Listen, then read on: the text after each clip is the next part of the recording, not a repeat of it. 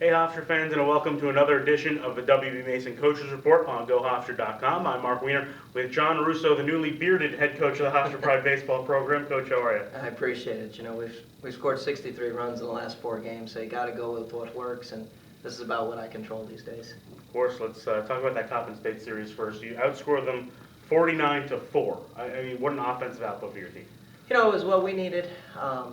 Coppin had played well earlier. They were a young pitching staff, but, I thought we could really swing the bats well. And, we did well in the SEC early play with the first 7 games. We faced some really good pitching, and nothing against Coppin's pitching, but it was more normal type pitching. And, I think we're going to do a lot of damage to normal type pitching. You had a midweek game yesterday, 14-8. You take down Army West Point. Just talk about that game.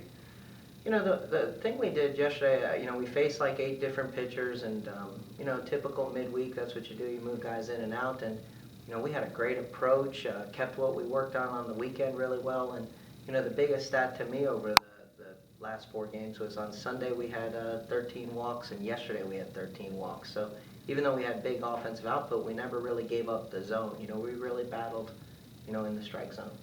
Talk about some of those offensive performers. Matt Annunziata, 6 RBIs yesterday. He has 16 on the season, leading the team. Just talk about his performance. He had an 8 for 12 weekend. I think about, I don't know, 8 RBIs or something this weekend. And the thing about him the last few games is his home run was opposite field yesterday. His home run on Saturday was to dead center. His big 2-out RBI hit was the left center. He's covering the whole field right now. And and then he also had 2 other at-bats where he tried to bunt for a hit. He's the hottest, hitter on our team, and definitely was the hottest hitter in Maryland this past weekend. And, still adding to his game. And, I love how he's playing defense right now. He's taking his whole game to another level right now, and that's what we needed from Matt.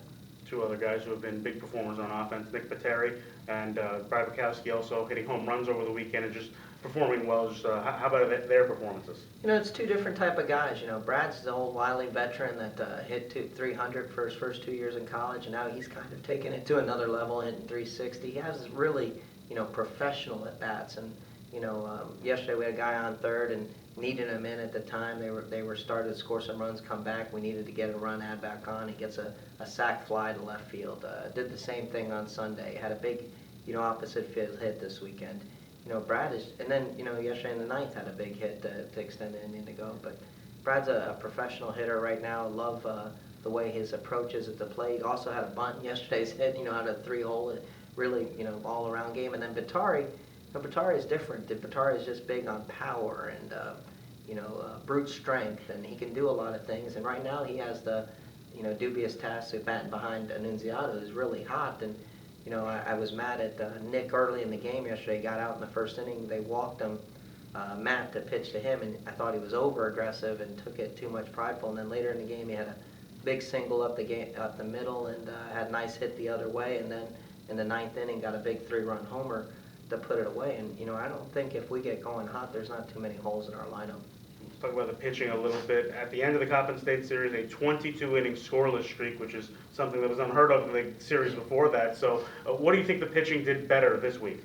I thought Sunday I think we had 14 strikeouts and 2 walks. And I really liked how, we controlled the fastball in the zone. I think that's something Bowie Matheson started the first 2 weekends, really worked off, and then Chris Weiss had a nice performance, and Alec, when he was going well, could really locate the fastball. And, I think, Coach Havian's been really preaching them is if you have a fastball in play and can control both sides of the plate, that makes everything better.